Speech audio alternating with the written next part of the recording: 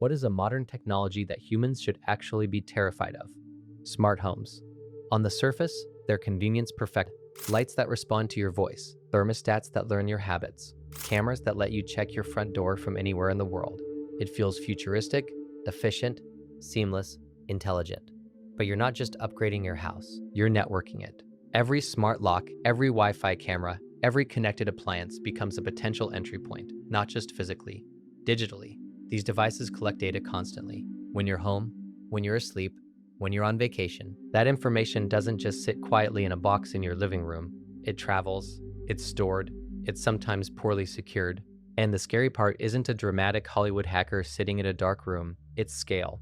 Cheap devices with weak security, default passwords never changed, software that stops receiving updates, companies that go bankrupt but leave servers exposed. A vulnerability discovered once can affect millions of homes at the same time. You don't need someone across the world physically breaking in. You just need them accessing your locks, cameras, microphones, remotely. Convenience is addictive. Automation feels harmless. But when your house depends on servers you don't control, privacy stops being a wall. It becomes a login. Story 2. Deepfakes. We have enough people who rattle their pitchforks when a legitimate soundbite is edited out of context. The ability to make anyone look as if they are saying anything is going to be disastrous. Studies show that lies always spread faster and farther than truth. Combine that with knee-jerk reactions on social media platforms and the prevalence of opinions weighing as much as fact, it's going to be ugly. Folks are working on algorithms and vetting to spot them, but how much will it matter if they're debunked after the fact? What happens when we're faced with authentic-looking and sounding actual fake news? Story 3. Cloning. I think it should be legal, but it's scary to think about all the possibilities. Not because science itself is the problem. In fact, biologically speaking, cloning is just replication, something nature already does in simpler organisms. In medicine, cloning research could mean growing organs, reducing transplant waitlists, even reversing certain genetic diseases. In theory, it's revolutionary. But once you move from cells to humans, the ethical ground shifts fast. Cloning forces uncomfortable questions about identity. If you clone a person, are they an individual or an extension? Who has rights? Who has guardianship? What happens psychologically to someone who knows they were intentionally replicated? And then there's power. Technology doesn't exist in a vacuum. If cloning becomes viable at scale, who controls it? Governments? Corporations? The ultra-wealthy? It's not hard to imagine it being used for legacy preservation, genetic optimization, or darker forms of exploitation. The fear isn't just sci-fi armies of duplicates. It's commodification. When biology becomes manufacturable, life can start to look like inventory. Cloning might bring extraordinary medical breakthroughs.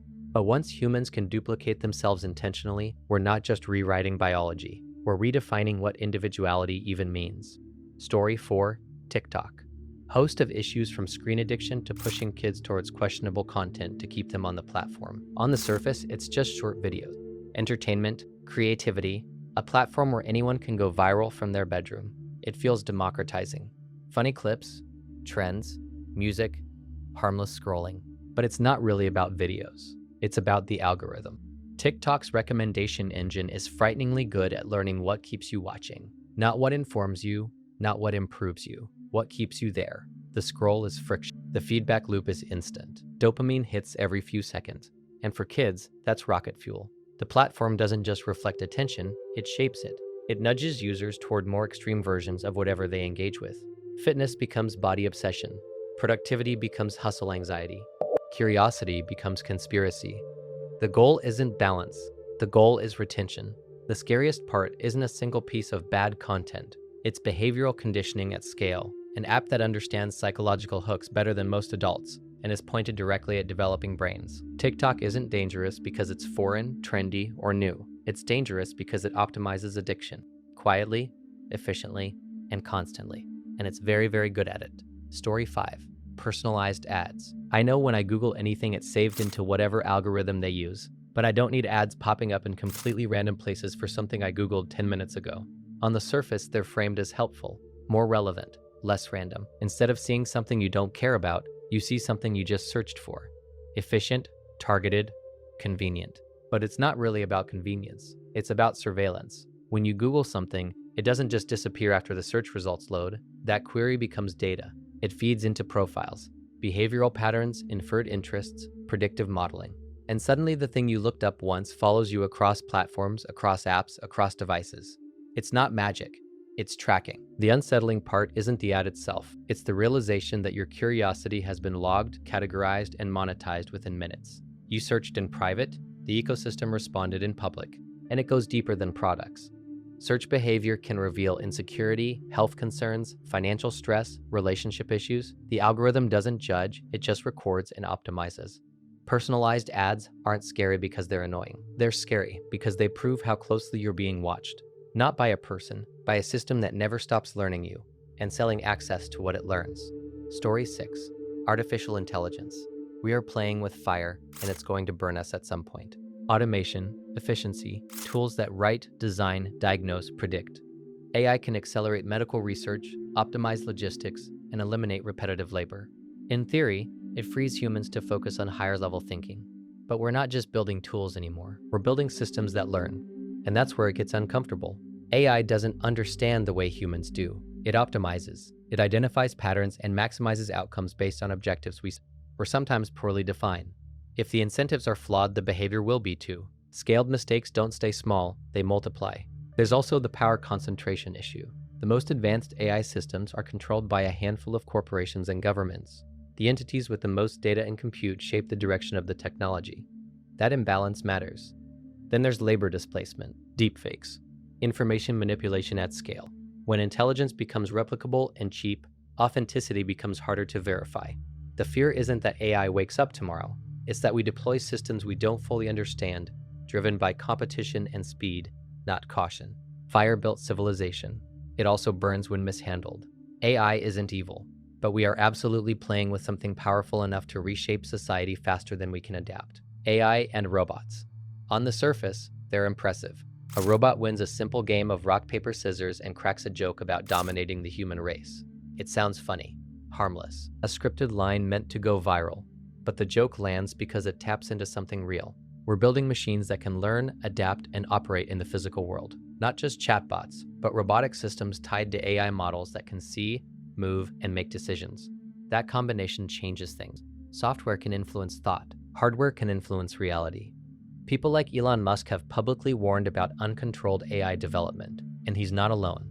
Researchers across the field talk about alignment, making sure these systems pursue human-compatible goals. The concern isn't that a robot wakes up evil one morning, it's scale and autonomy. When systems become capable of operating independently, even small design flaws can produce massive consequences. An algorithm optimizing efficiency might cut corners humans wouldn't. A model trained on flawed data can replicate those flaws at global scale. The scariest part isn't a sci-fi takeover. It's that we're racing forward because the incentives reward speed. And once intelligence, even narrow artificial intelligence, is embedded everywhere, turning it off isn't simple. We're not terrified of robots because of what they are. We're uneasy because of how fast they're evolving and how little room there is for error when they do. Story 8. Smartphones. On the surface, they're essential. Navigation, emergency calls, instant communication, cameras, banking, work, your entire life in your pocket. It feels indispensable. But put that same device in someone's hand behind the wheel, and it becomes something else. A smartphone doesn't just distract. It fragments attention, notifications, messages, maps rerouting, social feeds. It pulls cognitive focus away from the road in seconds. And at highway speeds, seconds are everything. When people talk about hit and runs, we often imagine recklessness or intoxication, but distraction is quieter. Someone looks down for 3 seconds. A pedestrian steps off the curb. A cyclist shifts lanes. Impact happens before the brain fully registers. The phone didn't intend harm, but it engineered addiction. Apps are designed to interrupt, to demand engagement, to feel urgent. That urgency doesn't shut off just because someone is driving through Los Angeles traffic. And the responsibility gets diffused. Is it the driver, the app designer, the manufacturer, the system that normalized constant connectivity? Smartphones aren't dangerous because they exist. They're dangerous because we refuse to disconnect, even when lives depend on it. And until attention becomes more valuable than convenience, the screen will keep winning. Story 9. Any tech that manipulates what you want into what you're supposed to want. On the surface, algorithms are framed as helpful. They personalize your experience. They surface relevant results. They recommend what you didn't know you needed. It sounds efficient, like a concierge for your attention. But personalization quietly becomes steering. When a search engine auto-completes your question before you finish typing, it's not neutral. When results are ranked by engagement, profitability, or internal priorities rather than pure relevance, that's not neutral either. If you can't meaningfully control the algorithm shaping your feed, then your inputs are being filtered through someone else's objectives. And objectives are never neutral. Every platform optimizes for something: ad revenue, retention time, behavioral prediction. The system learns what keeps you clicking and then slowly nudges you toward more of it. Over time, your preferences can feel organic when they were partially engineered. That's the unsettling part. It's not censorship in the obvious sense. It's curated with incentives, influence without transparency. When you can't see how the algorithm works and can't override it, you're not just searching, you're being guided. And the scariest form of control isn't force, it's shaping desire itself. Story 10. Self-driving cars. On the surface, they're about safety and convenience. Fewer accidents, commutes turned into productive time, traffic optimized by algorithms instead of human error. It sounds like progress.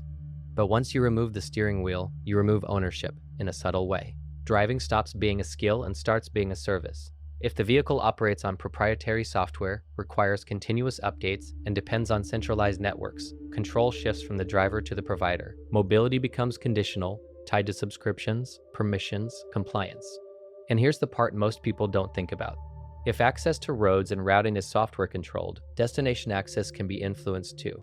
Preferential routing toward partner businesses, higher visibility for paying storefronts, dynamic drop-off zones that prioritize commercial agreements. Mobility itself becomes monetized at multiple layers.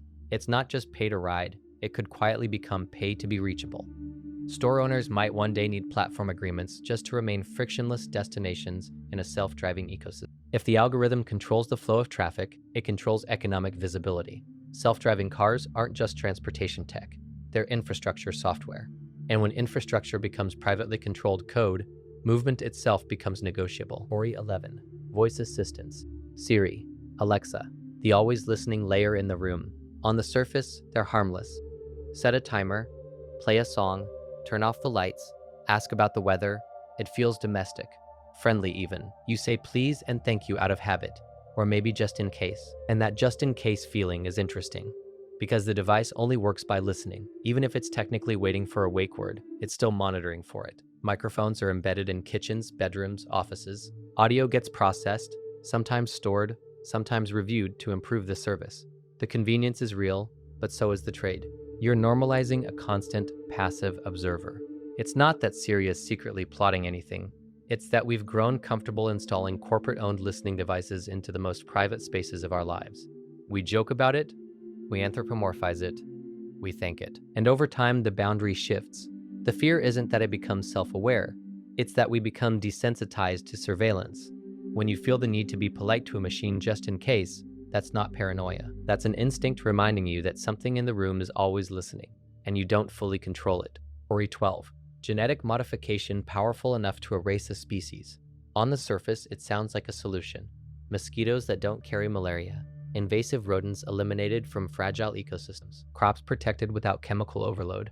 Tools like CRISPR promise precision, targeted edits, cleaner interventions, fewer unintended consequences. In theory, it's pest control upgraded by science. But once you step into gene drives, systems designed to spread a genetic trait rapidly through a population, you're not just editing an organism, you're editing an ecosystem. The ability to intentionally collapse a species, even one considered a pest, carries enormous weight. Food chains are complex, knock one link out, and ripple effects aren't always predictable. Evolution doesn't operate in isolation. Remove a mosquito species, and something else fills the vacuum. And beyond ecology, there's precedent. If humanity becomes comfortable deciding which species deserve eradication, that mindset doesn't stay neatly contained. Power over genetics is power over life itself. The ethical line isn't always bright, especially when urgency and funding accelerate development. The technology isn't inherently malicious, but it places us in a position evolution never did. We're no longer just adapting to nature. We're redesigning it. And once you have the power to delete life at scale, restraint becomes the most important technology of all. Story 13. Mass surveillance. On the surface, it's framed as safety. Cameras reduce crime. Data tracking prevents terrorism. Monitoring systems detect threats before they escalate. If you're not doing anything wrong, you have nothing to worry about.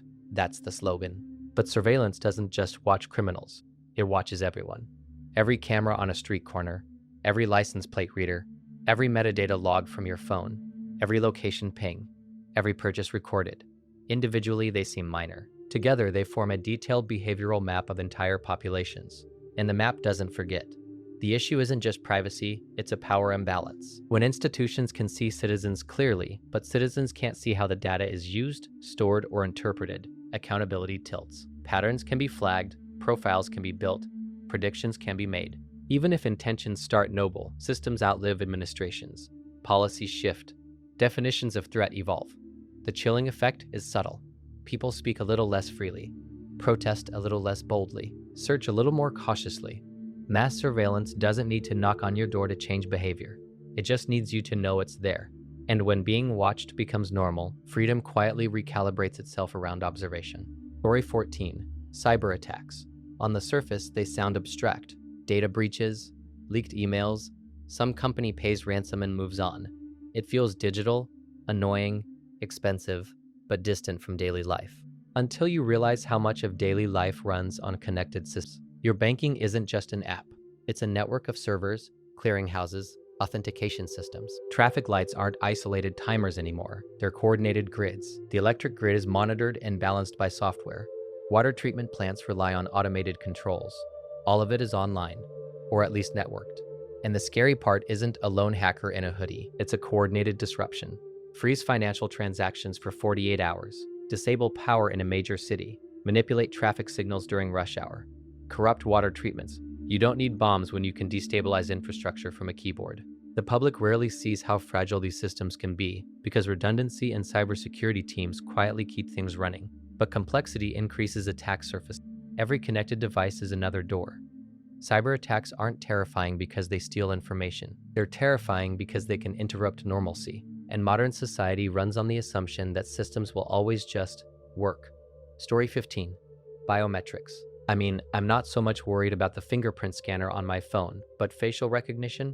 Lots of very scary possibilities there. Tracking especially. Biometrics. It feels secure. Unlock your phone with your fingerprint. Walk through an airport with facial recognition instead of fumbling for documents. Faster, smoother, more you than a password ever was. And a fingerprint on your phone, that's not what keeps me up. Facial recognition is different. Your face isn't a password you can change. It's public by default. It's on every street camera, every store security system, every social media upload. Once your biometric data is captured and indexed, it doesn't expire, it doesn't reset after a breach. And the tracking potential is enormous. Link cameras across cities. Tie them to databases, layer in timestamps and location data. Suddenly movement patterns emerge.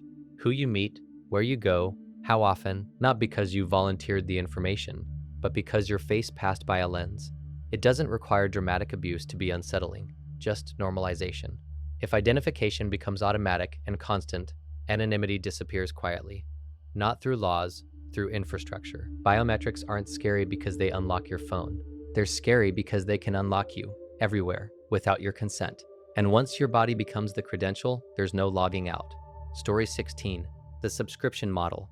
Not killer robots, not sentient AI, just the quiet shift from ownership to permanent payment. You buy a car, and heated seats are locked behind a monthly fee. You buy software, and you never actually own it. You buy a house full of devices, and features stop working if the service shuts down. Even printers, doorbells, storage, entertainment, basic productivity tools. All metered, all recurring. It's subtle, but it changes the relationship. Ownership used to mean control. You paid once and the thing was yours. Now you're leasing functionality. And if you stop paying, access disappears. Sometimes instantly. The danger isn't convenience. Subscriptions can make things affordable upfront. The danger is dependency. When everything essential runs on a recurring charge, missing payments isn't just inconvenient, it's disabling. Tools stop working, services shut off, features vanish. And over time, your fixed monthly obligations grow quietly until opting out feels impossible. It's not dramatic like rogue AI, it's structural. A world where you own less and rent more isn't automatically dystopian. But when core infrastructure, mobility, productivity, and even personal devices become subscription-gated, freedom starts to look like a billing cycle. You won't be conquered by machines, you'll just be perpetually invoiced. Story 17. Neural implants, like Neuralink.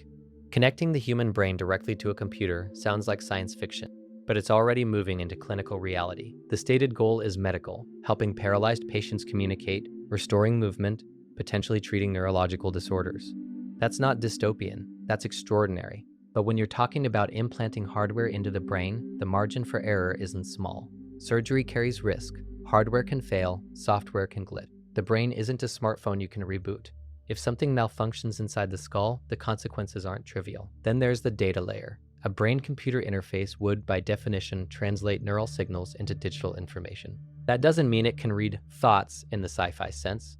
Current technology is nowhere near decoding inner monologues or controlling minds remotely. But even partial neural data is intimate.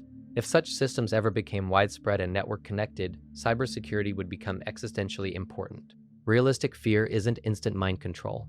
It's a premature deployment. We tend to commercialize technology faster than we fully understand long-term consequences. Competition accelerates timelines. Public fascination fuels momentum. We might not be ready socially, ethically, or legally for brain-connected devices at scale. When technology moves from your pocket to your nervous system, caution shouldn't be optional. It should be mandatory. Story 18. What is a modern technology humans should actually be terrified of? Mind-reading capabilities, or at least tech that's getting closer to decoding thoughts. We're not talking about telepathy. We're talking about brain-computer interfaces, neural imaging paired with AI models, systems that can analyze patterns of brain activity and reconstruct what someone is seeing, hearing, or trying to say. Right now, it's limited, crude, mostly in lab environments, often requiring bulky equipment and clear cooperation from the subject. But it's improving. Researchers have already shown that neural signals can be translated into rough images, speech approximations, even intended movements. That's incredible for patients who can't speak or move. For them, this could be life-changing. The fear isn't medical use. It's normalization. Your thoughts are the last truly private space you have. Even if today's systems can't decode complex inner dialogue, the direction of travel matters. If neural data becomes digitized, stored, transmitted, it becomes data. And data gets collected, optimized, monetized. The scariest shift isn't instant mind control. It's the erosion of cognitive privacy. Once inner signals can be interpreted with increasing accuracy, the boundary between what I think and what can be accessed becomes thinner. And if we ever reach a point where thoughts can be read without full consent or transparency, we won't just have surveillance of behavior. We'll have surveillance of intention. That's a line humanity has never crossed before. Story 19. Fingerprint scanners. They feel harmless, convenient. Tap your phone, unlock, no passwords to remember, no codes to type. It's framed as more secure because it's you. But that's exactly the issue. A password can be changed. A fingerprint can't. Once your biometric data is captured, stored, and potentially copied, you don't get a reset button. If a database is breached and fingerprint templates leak, you can't go to settings and generate a new thumb. Most phone-based scanners store data locally in encrypted hardware, which is relatively contained. The real concern isn't unlocking your device, it's an expansion. When fingerprints are used for banking, border control, employment verification, law enforcement databases, the stakes increase. Centralized biometric databases become attractive targets, and biometric authentication slowly shifts from optional convenience to required identity. There's also the legal layer. In some jurisdictions, authorities can compel you to unlock a device with biometrics more easily than forcing you to reveal a memorized password.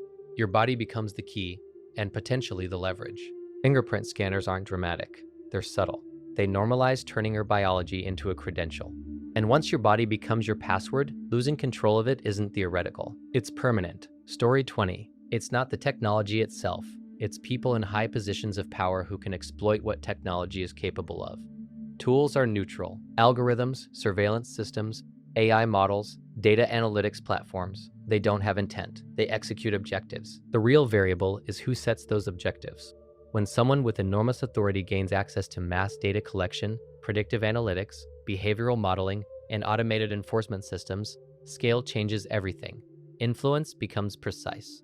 Messaging becomes targeted. Dissent can be mapped. Narratives can be shaped quietly instead of suppressed loudly, and the public often doesn't see the levers being pulled. Technology amplifies power. A leader decades ago could only broadcast speeches and pass laws. A leader today can monitor sentiment in real time, test messaging variations instantly, deploy algorithmic nudges, and analyze population-level behavior with extraordinary granularity. It doesn't require overt tyranny, just subtle steering. The danger isn't robots overthrowing humanity. It's humans with concentrated power-wielding tools that magnify their reach beyond anything history has seen. Technology doesn't corrupt. It multiplies the intentions of whoever controls it. And when power is centralized, multiplication becomes exponential. Story 21. What is a modern technology humans should actually be terrified of? Nanobots designed to cure disease. The promise sounds miraculous. Microscopic machines moving through your bloodstream, identifying cancer cells, repairing tissue, clearing arterial plaque, delivering medication with surgical precision. No invasive procedures, no systemic side effects, just targeted repair from the inside. If it works, it could redefine medicine. But when you introduce autonomous or semi-autonomous machines into the human body, you're stepping into a different category of risk. Control becomes everything. How are they powered? How are they removed? What happens if they malfunction?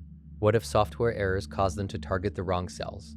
Biological systems are messy and unpredictable. Even minor miscalculations inside the bloodstream could have cascading consequences. Then there's the connectivity question. If nanoscale medical devices ever become networked for monitoring or updates, cybersecurity stops being abstract. A vulnerability wouldn't just expose data, it could affect physiology. The fear isn't that nanobots are evil. It's that we tend to deploy powerful technology faster than we fully understand long-term effects. Medicine is full of treatments once celebrated and later reconsidered. Nanobots could eliminate diseases that currently devastate millions. But once machines operate inside the body, failure isn't just technical, it's biological. And biology doesn't always give second chances. Story 22. Robot dogs. Not because they're cute, because they aren't. They look like something halfway between a pet and a piece of military hardware. Metal limbs, no expression, no warmth. Just cameras, sensors, motors. They move with that slightly too smooth, slightly too mechanical precision that reminds you there's no instinct behind it, only code. And that's the point. They're not companions, they're platforms. Attach cameras, mobile surveillance, attach speakers, remote command presence. Attach non-lethal weapons, crowd control. Attach lethal ones, you've crossed into something else entirely. The unsettling part isn't the form, it's the function. These machines can walk where wheeled drones can't, climb stairs, enter buildings, operating in spaces humans don't want to risk entering. Police departments, militaries, private security firms, they all see utility, and they don't get tired, they don't hesitate, they don't question orders. We evolved to read emotion in animals. A real dog has feedback, ears back, tail tucked, signals of stress or aggression. A robot dog has none of that, just execution. They're not scary because they're fluffy replacements for pets. They're scary because they normalize autonomous, mobile enforcement machines in everyday environments. And once armed robotics become familiar, the line between tool and enforcer gets very thin. Story 23. Microplastics. Not robots, not AI, tiny invisible plastic particles in your food, your water, your bloodstream. We built plastic to be durable, lightweight, cheap, nearly indestructible. And now it is everywhere. Plastic breaks down, but it doesn't disappear. It fragments into smaller and smaller particles. Those particles end up in oceans, soil, and air. They move through food chains. Fish ingest them, livestock ingest them, we ingest them. Studies have already detected microplastics in human blood, lungs, even placental tissue. That's not a conspiracy, that's laboratory measurement. The long-term effects still being studied. We don't fully understand how chronic lifelong exposure affects inflammation, hormones, fertility, or cancer risk.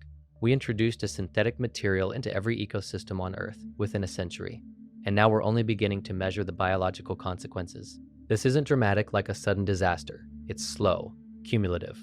You can't opt out easily. It's in bottled water and tap water, packaged food, sea salt, dust in your home. Plastic was a miracle material. But we engineered permanence into a world that wasn't built to absorb it. And now permanence is circulating through us. Story 24. Autocorrect. It's slowly eroding my ability to spell and making me look like an idiot in professional emails. One day it'll just replace all my text with ducking, and I'll snap. What is a modern technology humans should actually be terrified of? Autocorrect. Not because it's evil, because it's subtle. It started as a helper, fixing typos, catching fat finger mistakes, saving time, and for a while it genuinely improved communication. Fewer obvious errors, faster replies, cleaner messages. But somewhere along the way, it started thinking for you. You type a word halfway, and it finishes it. You spell something slightly wrong, and it silently replaces it. Over time, you stop double-checking. You trust it, and slowly, your own recall weakens. Spelling becomes muscle memory guided by suggestion rather than knowledge. It's convenient, until it isn't. Professional email, important message. Formal tone, and autocorrect decides public should be public, or swaps a perfectly fine word for something technically correct but contextually ridiculous. You look careless, even though you weren't. The real issue isn't ducking, it's cognitive outsourcing. Every time software anticipates and replaces your intent, you're giving up a tiny bit of friction. And friction is where skill is maintained. Remove enough friction, and ability atrophies. Autocorrect isn't destroying literacy overnight. It's slowly nudging us into dependency. And one day you realize you don't actually know how to spell the word anymore, you just know your phone does. Story 25. Food technology. Not farming itself. Not refrigeration. Not basic preservation. Those changed civilization for the better. It's the hyper-processed, chemically engineered, shelf-stable version of food that feels unsettling. Walk through a grocery store and look at ingredient lists. Stabilizers, emulsifiers, artificial flavor enhancers, colorings, preservatives. Lab-designed compounds that didn't exist in human diets for most of history. The goal isn't nourishment, it's shelf life. Texture, craving, margin. Modern food science is incredibly good at optimizing for taste and repeat consumption. Bliss points. Mouthfeel, sugar-fat-salt combinations that override satiety signals. You don't just eat, you're nudged to keep eating. And while not every additive is poison, the long-term effects of constant ultra-processed intake are hard to ignore. Rising metabolic disorders, obesity, insulin resistance, inflammation. Correlation isn't always causation, but patterns matter. The system isn't built around health. It's built around scalability and profit. Real food spoils. It varies. It's less predictable. Engineered food lasts longer, ships farther, and hooks harder. Food technology isn't inherently evil. But when convenience and profitability consistently outrank nutritional integrity, the result isn't nourishment. It's consumption engineered to look like food. Story 26. Race. And before you come to me, there is a researcher that posits the modern social construct of race as an early technology, social software that codes and reshapes how we see each other. What is a modern technology humans should actually be terrified of? Race, not biology, but race as a social construct. Before anyone reacts, this isn't denying human diversity. Populations have genetic variation. Ancestry is real. Geography matters. What's being questioned is the modern racial framework, the categories, hierarchies, and meanings attached to visible traits. Some researchers argue that race, as we understand it today, functioned like early social software, a classification system, a sorting tool, a way to encode status, power, and labor into identity. It wasn't just a description, it was infrastructure. Once you define rigid categories and assign value to them, behavior changes. Laws follow. Economic systems follow. Cultural narratives follow. The construct reshapes perception, how people see others, and how they see themselves. That's why calling it a technology isn't as strange as it sounds. It's a system that processes humans into roles. The categories feel natural because they've been reinforced for centuries through policy, education, and media. But historically, racial classifications have shifted depending on political and economic incentives. Groups once excluded were later absorbed, definitions expanded and contracted. The danger isn't diversity, it's the coding. When identity categories are used to structure opportunity, rights, and belonging, they stop being neutral descriptors. They become operating systems for power. And operating systems, once embedded deeply enough, are very hard to rewrite. Story 27. Computerizing everything in cars. I can understand having a built-in GPS, but when it's at the point where literally everything is connected to the computer, it's just asking for trouble, in my opinion. I'd rather not have a car where even something as basic as the climate control can be messed up because of a problem with the computer or because someone hacked it. I would rather have a slightly older car with no built-in screens at all and a separate GPS than a car where everything is built into the onboard computer. Story 28. Crawlers. Not the harmless kind that index websites for search engines, but large-scale systems that scan text, messages, posts, comments, emails, metadata, looking for patterns, keywords, flags. Individually, a word means nothing. At scale, patterns mean everything. The idea that automated systems can sift through billions of messages to detect threats sounds efficient. Prevent crime, stop terrorism, identify coordinated harm. That's the justification. But when every text-based interaction can be parsed, stored, and scored, the definition of suspicious becomes elastic. Enough keywords in the wrong context, enough algorithmic signals, enough correlations. And suddenly you're not just a user, you're a data profile with a risk score. The most unsettling part isn't human agents reading your messages line by line. It's automation. Machines don't understand sarcasm, context, nuance, cultural tone. They detect patterns, and patterns can misfire. False positives scale just as easily as accurate ones. You may never know you were flagged. You may never know what threshold you crossed, There's no dramatic knock at the door, just invisible classification. Crawlers aren't terrifying because they exist. They're terrifying because they operate silently. And when speech is constantly scanned for intent, people don't stop talking. They start self-editing. Story 29. What is a modern technology humans should actually be terrified of? Voting machines. Democracy depends on trust. Not perfection, trust. Paper ballots are simple. You can see them, count them, recount them. There's something psychologically grounding about a physical record. Once voting becomes electronic, the process moves into software. Software can be secure, it can be audited, it can be more efficient and accessible, but it also becomes invisible to the average person. The counting happens inside code most voters will never see or understand. That doesn't automatically mean fraud. It means opacity. If there's a glitch, is it error or manipulation? If results shift unexpectedly, is it malfunction or malice? Even baseless suspicion can erode legitimacy, and legitimacy is the backbone of peaceful transitions of power. The real risk isn't necessarily hacked machines flipping millions of votes overnight. It's confidence decay. If enough people believe the system is vulnerable, whether it is or not, faith weakens. And once trust in elections collapses, the consequences aren't technical, they're social. Voting machines aren't frightening because they count votes. They're frightening because they place democracy inside a black box. And democracies survive on transparency. Story 30. Implants. I love tech. I really do. The idea of cybernetic upgrades, enhanced strength, augmented vision, neural interfaces sounds straight out of Deus Ex. It's cool in theory, futuristic, empowering. But that's not how this will roll out. It won't start with super soldiers or ATM hacking brain chips. It'll start with productivity. If implants can track biometrics, location, reaction times, fatigue levels, employers will see optimization.